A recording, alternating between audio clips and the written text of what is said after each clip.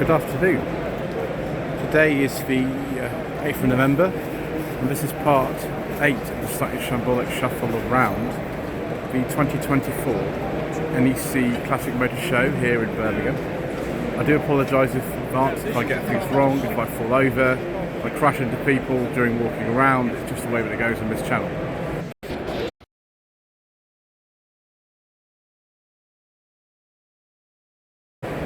So we're at the Mini kit stand. The Mini had such a number of variants of cars that were based on it. Here's another one here that I've never heard of, this RTV with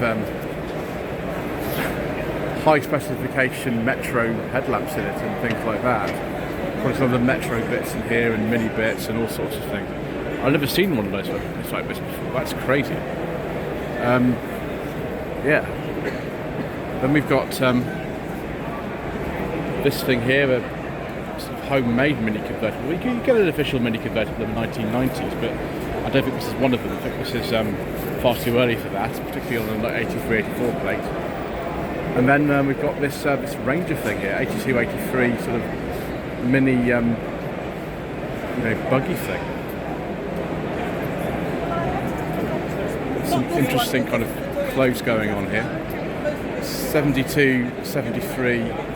Mini Ruxpin edition, like little convertible thing, and then a Mini Scout that I have heard of, 70 to 71, and then this very early GTM. The only GTM that I've actually heard of so far is the GTM Libra. This thing I have not heard of at all. Look at that. Of course, you've got the old marina door handles because, why not?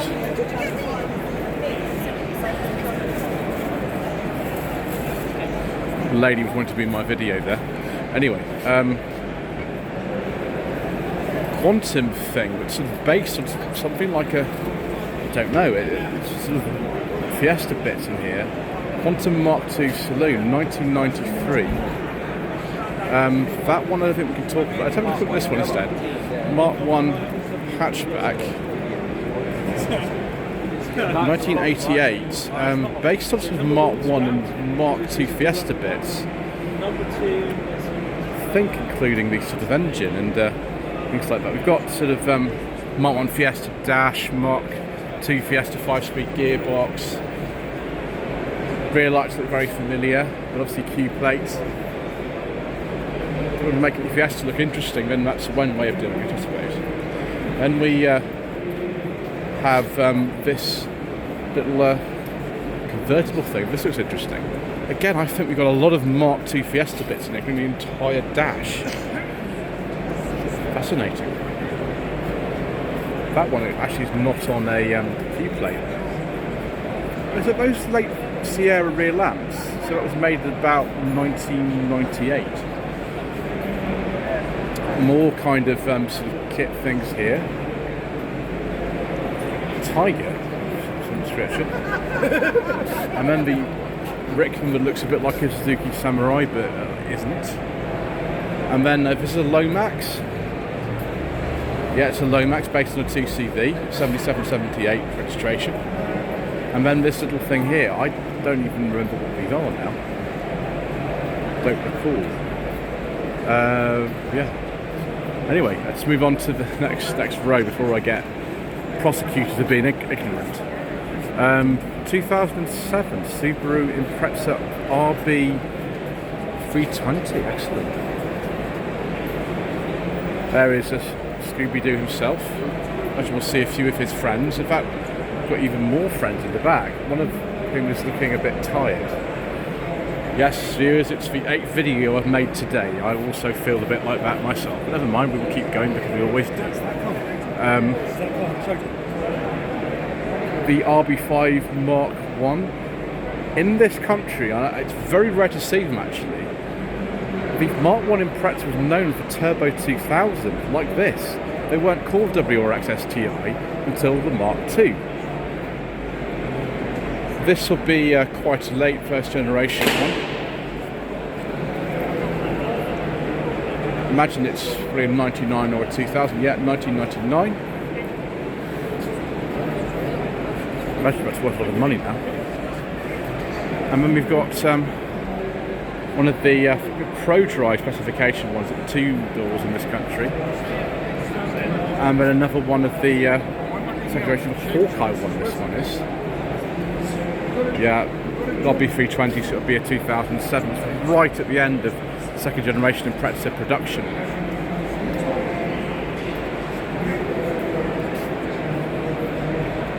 There you go. First generation ones were called STI, but so much over here. Have we got another Ford Escort RS Cosworth? Yes, we have, viewers. Because why not? We've not had enough of those already. There's one more to go. Opel Manta 400, that was the sort of rally version of the Manta B. I think I've seen one of those before, actually. That's great. Rover ST1 with the US specification headlamps, I'm thinking that. Presumably that's for rallying purposes. And the 67 Hillman M by Shrigley Engineering. Is that in Pot Shrigley, which is near Manchester? Excellent views. Then we've got some, don't know what these are, a little Lotus thing. 750 Motor Club. What's it? The Race Kits Falcon. I've heard of one of those. I think the 750 Club started off as people racing modified Austin 7s, didn't it, back in the day? The Hague. Okay. Austin 7 Ulster Replica. Yeah, there we go. That's the sort of thing we started, isn't it? Things like this. Another modified Austin 7, Simplicity. That's how Lotus got started, of course, as well. Then we've got Breakfast Club meat, Chester Cars and Coffee. I think I know who's supposed to be around this somewhere, but I can't see him. So we've got first generation Boxster there,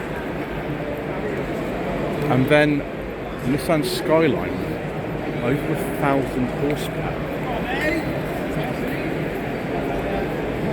Wow, that's absolutely crazy.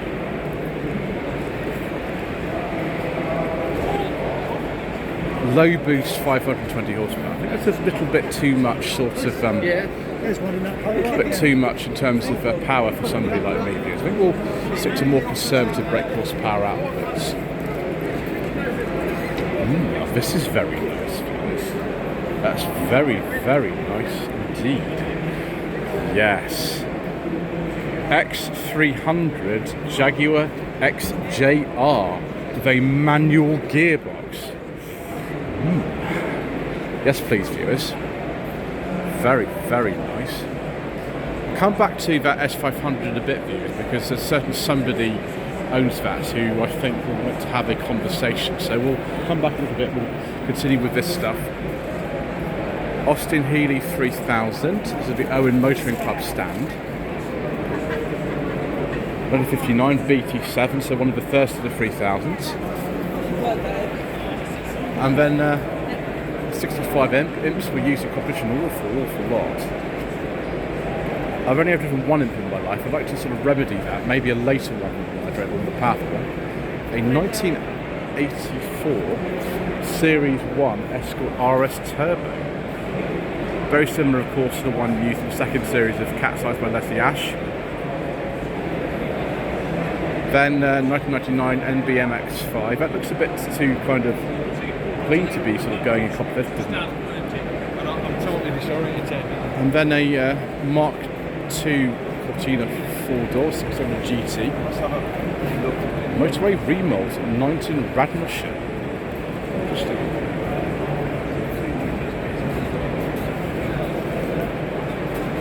So London to Sydney rally car. And then we got a Capri.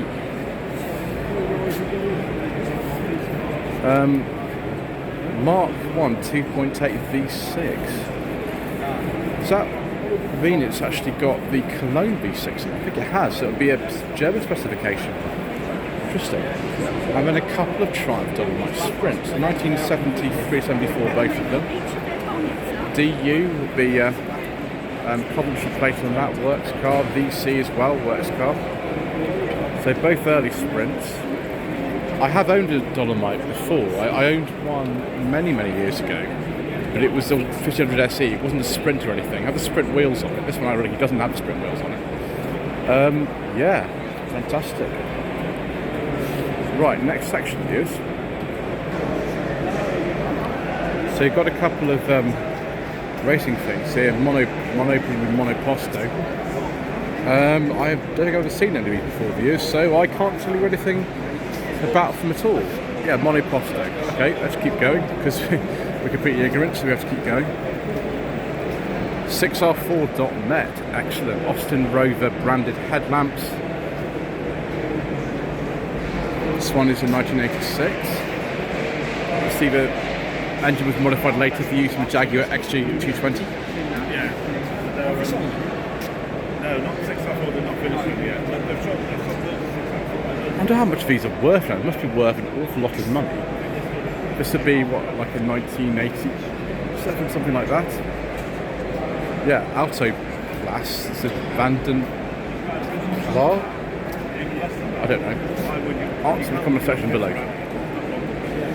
Let's have a look at the Toyota Supra Mark IVs. This one is a 1993 Mark IV twin turbo automatic. Someone's put some full livery on this. Hello to Mark IV Supra owners on Facebook. I think you could buy a manual or auto Supra over here. I think the one that was desirable one was the 6-speed manual. Apparently this is a UK spec car, this one. It's got the UK number plate aperture. I like the standard looking one. Oh, got a beige leather interior, views. Yes.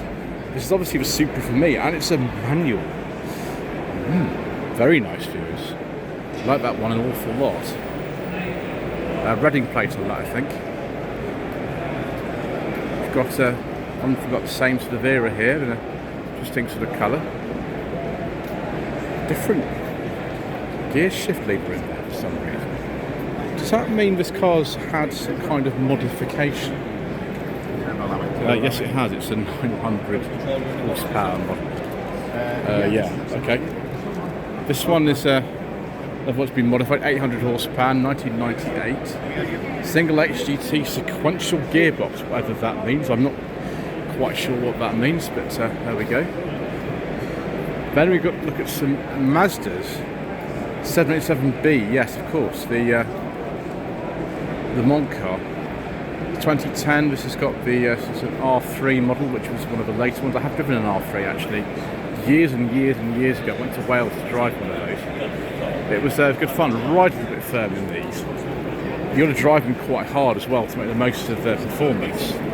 Obviously, as we can see here, we've got 4 doors. But they're sort of interesting to get in and out of, really. Yeah, and obviously we're not going to talk about the reliability things with these. This has got the 231 horsepower engine. You could obviously buy a lesser specification one as well. And this is the PZ, this is 231 as well. Strut brace in there. Some earlier RXs here. FD RX7. This is a 1995. 237 horsepower. Wow. Goes up to 9,000.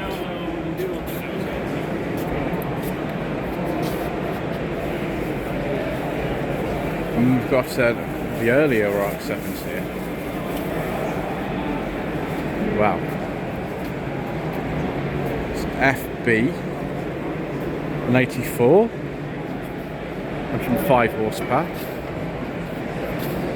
And some pop-up headlamps too. Mazda RX4. I think I've seen this one somewhere before. This is 73, 130, 5 horsepower, some of these. 0-60, 9.7, not bad for the time actually. I bet this makes a great noise too. Good old Wankel engine. And then we've got more rotary action here, so we've got a competition car, this one.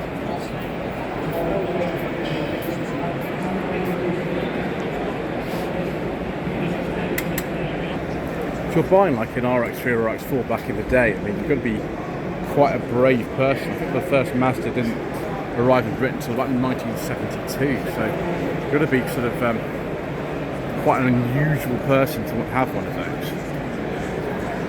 Then TVR, this one is a 3000M from 1978. It's got the Ford Essex 3-litre V6 in it. Different from the sort of wedge car, of course. TVR was the road thing, didn't they? We just sort of went off on their own little thing. Probably what killed them in the end, unfortunately. Motorcycles and all kinds of things, and Land Rovers we can't discuss. What on earth is this? What? I don't know what this is at all. Maybe there's a little plaque on it somewhere. Oh, there you go. It's a Renault Ars BZ from 1910.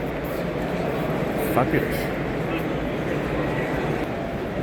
Leicestershire classic car enthusiasts. Normally, Mr. Coleman would be here, who sadly can't be here today, but he would normally have this car on this stand. So look, a few of his friends are here. This is an 89 Jaguar XJS V12. And of course, it's got a beige leather interior with wooden piping, along with a special steering wheel. Very nice things. We like that a great deal. Hopefully it drives better than the V12 XJS I drove from 1991 last year. Another Jaguar here in the type. This is a 4.2 Series 2. It's registered in 1970. Owned for a very, very long time. Knock-off wheels and things. You've got green leather interior. So I've still got the original 4-speed gearbox in there. And then a very, very nice 1982 BMW 635 CSI, the E24. Yes, there's a space here sort of for Mr. Coleman's car should he wanted to come, but unfortunately he was not able to make it. It's a shame, because they always have an excellent stand. Right, viewers, I think we know where we're going. We'll have a word with Mr. Hunter from the Jeff Buys Cars channel, because he has said I shall have to go and see him. So we'll go and see him briefly. We won't be staying for too long because, well, we haven't got a lot of time. We've got to keep going. But we will have a brief word with Mr. Hunter. Vehicle Consulting, my favourite YouTuber. I'm so pleased to meet you. Thank you very much, Mr. You are Hunter. genuinely my favourite YouTuber. Oh, that makes me feel very warm. Are you having a good day? Inside. This is Joseph, by the way. He makes the best walk-around videos of car shows. No one does it better than Joseph. So we're on part 8 of 23. Except 23 parts walking around this show. Just phenomenal. And Joseph and I once filmed a road test together, and during the road test we accidentally killed a pheasant. I remember this. Which I then ate on the evening. Yeah, yes, it's brilliant. I remember that. It was a real highlight of my YouTube career. So I always enjoy seeing Joseph. And I said to him, Joseph, I've got a few more subscribers than you now. Would you like to sit in the car with me and make a podcast and put it on my channel? And he said, no, he's too busy filming his videos. So I have seen today. What's your favourite thing so far? Well, I've got 15 more parts, so yeah, I don't know. I'd have to watch it back. I don't know. Yeah. Sir, I thought you had a 7 Series you were bringing. Oh, you've got to read the story. So I couldn't be bothered to go get the 7 Series from Norfolk because it was too far away. Is that what happened in your life a lot, sir? So yeah. So yesterday morning sir. I decided I was going to display my Saab, and I went down the unit to get it. Right, it was blocked sir. in by a broken Audi 4.2 V8 that I couldn't jump start. Yes, sir. So then I decided I was going to buy a car. I found a Toyota Carina on Marketplace, and the chap said he would deliver it to the NEC.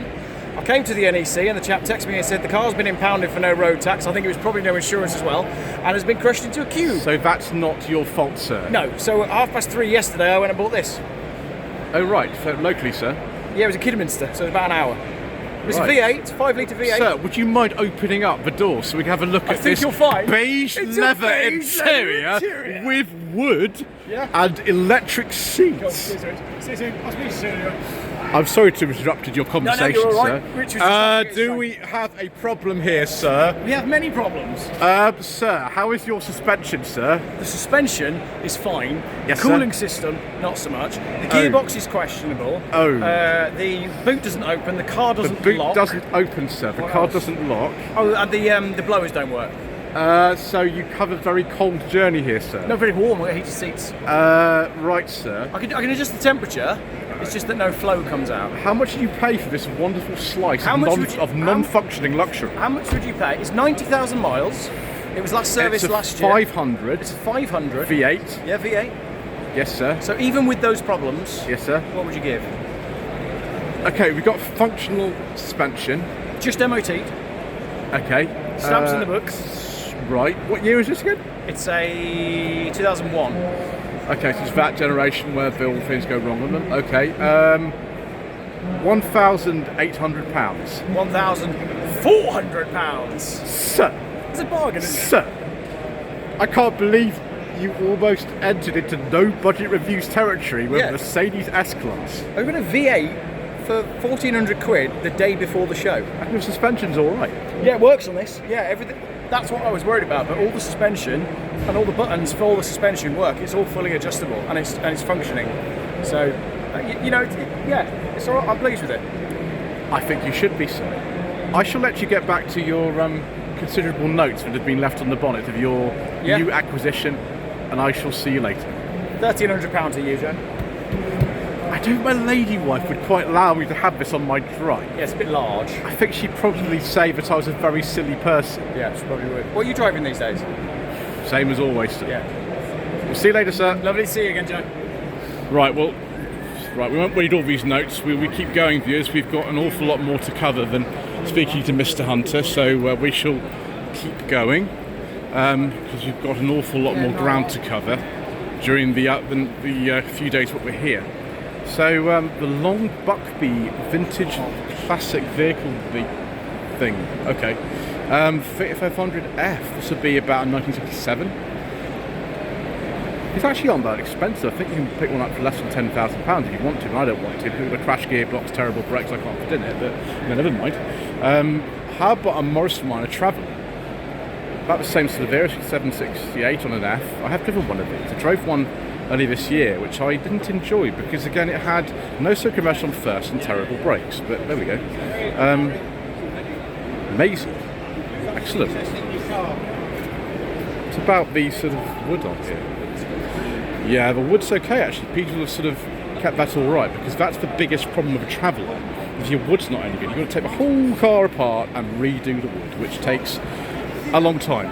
I know because a friend of mine's currently doing it in his Traveller. MG Midget 1500 rubber bumper, 1978. Mimosa yellow, no, Inca yellow, sorry. 1933 Austin 7 box saloon with Home Guard written on it. Ooh, yes, viewers. Ooh, Cavalier and Chevette Club. Do we possibly have a Chevette HS here? Yes, we do. We do indeed.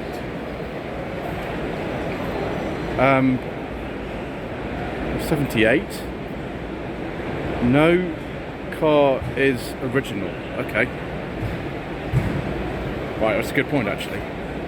Yeah, it looks nice. I've driven the Chevette HSR actually. Yes, I genuinely have driven the Chevette HSR. It was in 2022 and it was fantastic. The only way I can describe it. Like this, viewers, a Mark 1 Cavalier Coupe. This is the sport hatch model, sports hatch. I always get confused about which one it is. We like this very much, viewers. Very, very nice. So 1979. It's unrestored. Oh, I'd love to go something like this, viewers. It's basically the same as an Opel Manta B, but I prefer these. This is a 2-litre model. Yeah. And then we have, is this possibly a Mark II Vauxhall Cavalier CD? Yes, it is, viewers. We like this very much. If you could only just change those indicator lenses for clear ones, it'd be better, but never mind. So September 88 is a very, very late one. Is this an auto or a manual? That is a manual. Yes, I think we have to get rid of these little sort of shiny bits there because they're non-standard, but apart from that, viewers, yes, we like these very much, viewers, very, very much indeed. Mark II Cavaliers are very, very good cars. If you can find one that's not rusty. Mark III Cavalier, this is the GSI 2000 model, pre-facelift Mark III. And an extremely nice car. Yes, please. There's an old mobile phone in front of there as well. Can't see what year that is exactly. Oh, here we go. C20, which is just a engine C20 XE, I think they call these. And we've got some Astras here. 89 to 90 Astra GTE. 16 valve. Yes, please, viewers. And then we've got a 1986, sorry, Astra 4S, 2.4 supercharged Opel Ascona 400 engine. And then we've got, this is a car I saw on the M40 yesterday, actually, this particular car. 9192 Mark II Astra GTE. And then another Astra GT from the same sort of era, the VXR plate. That looks like the original engine though, so I don't know what it says VXR for, but there we go. Do we have a Digidash in here by any chance, viewers? We've got some seat belts, yep, Digidash, excellent. I'd like to have a go in a Mark II Astra, viewers. I've never quite managed it yet, which is a shame, because it'd be nice if I could, but you know, there we go. So, Club Calibra, brilliant. Another car I've never driven. So this one is a facelift one, 1997, 1998. I wonder if this is one of the SEs. There were 9 particular brands of SE Calibra, and this is a V6. Fabulous. So we'll go this way. I'll have a look at this Carlton GSI 3000. 87, 88 on an E. Not a Lotus Carlton. The engine's similar but not the same. I think the Lotus Carlton's a larger version. I think the 3.6 is a 3 litre. Fabulous. And then a little modified Nova. It's probably got a bit more power than the original. So it's a very late one, 92, 93 on a K. And another one with more power than originally would have had. Yeah, that looks crazy, that one. Probably about 1990, 1991. Ooh, and a Cavalier Mark II convertible. Hopefully that one at Barron's Classic Car Auctions tomorrow actually sells, because that's been on sale for way too long. Why you get to have windy windows in one of these, I don't know. It's not really the sort of thing I like, these windy windows, but there we go. 86, 87. More Calibra actions, 2 litre 16 valve, yeah. C20 XE, of course. This one is a pre-facelift in a very, very bright yellow colour. And then an Opel GT. This is probably the 1.9. There was a 1.1 version, but it's very, very rare. I've only ever seen one of those. Not available ever in Britain officially. Only available in left-hand drive in America and also other markets as well. And then another facelifted Calibra. Appropriate plate. Let's see what engine's in this. Normally it tells you on the back.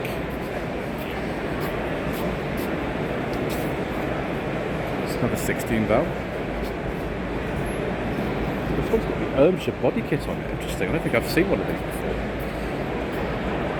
Another facelifted one. 1995, 1996.